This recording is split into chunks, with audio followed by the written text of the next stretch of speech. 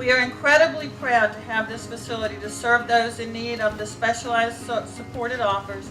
We're even more pleased that it will bear the name of the individual who championed this effort and made sure that this special place was established. So thank everyone for being with us today to celebrate.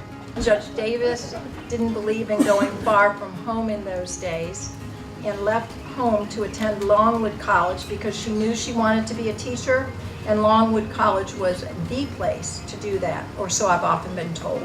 She obtained that teaching degree and returned home to begin her career in 1971 as a teacher at Salem Church Junior High School. She taught English to middle school students, and there began her time in touching the lives of young people. She continued to teach English along the way, sometimes to each of us, and I personally have learned I am rarely done, but I am often finished, right? She can quote Shakespeare and Hemingway and Keats and Yeats with the best of them, and often does.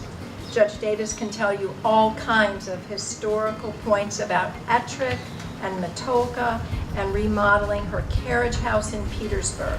There's truly very few places that you can go in town that she doesn't see a family member or a friend or a cousin or an aunt and uncle, or almost comical to me, someone she taught in middle school.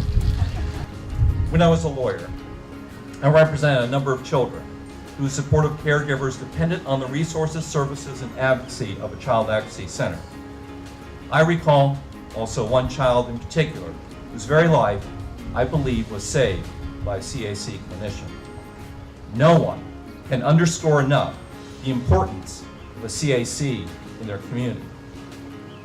Thank you, Child Advocacy Center, for what you do for our community of Chesterfield County and the city of Colonial Heights.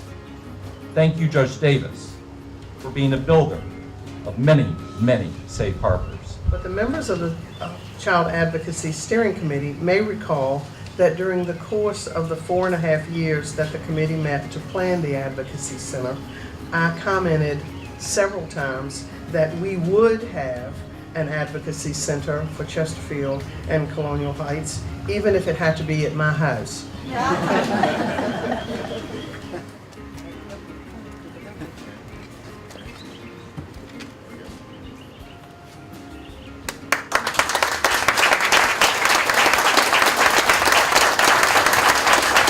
We have special interview rooms for younger children and older children, and there are some different items there that help the children in the younger children's area. There is an easel where they can draw.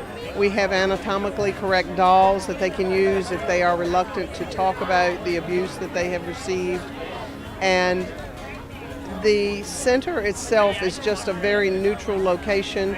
If you were to go in, you would see that there are very neutral, calming colors on the wall, and it is supposed to put the children at ease so that they can more easily describe what has occurred to the investigators, but here to the forensic interviewer.